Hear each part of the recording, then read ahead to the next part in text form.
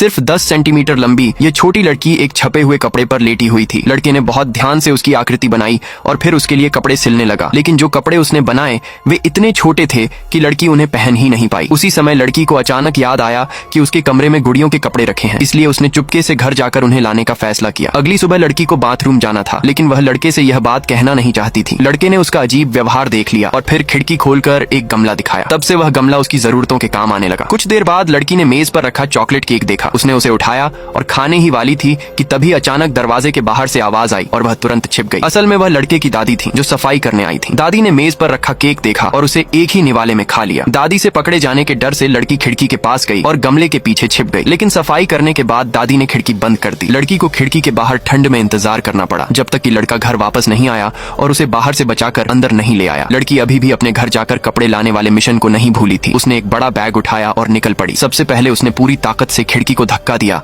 और खुले हिस्से से छलांग लगा दी। फिर वह तेजी से अपने घर की ओर दौड़ी, लेकिन सामने की सीढ़ियां उसके लिए सबसे बड़ी बाधा बन गईं। बहुत मेहनत के बाद वह किसी तरह वापस अपने कमरे तक पहुंची और तुरंत स्टोरेज बॉक्स की तरफ भागी जिसके अंदर गुड़ियों के लिए कई सुंदर कपड़े रखे थे। उसने जल्दी जल्दी बैग में कपड़े भरे और वहां से निकल गई। नेक्स्ट पार्ट के लिए सब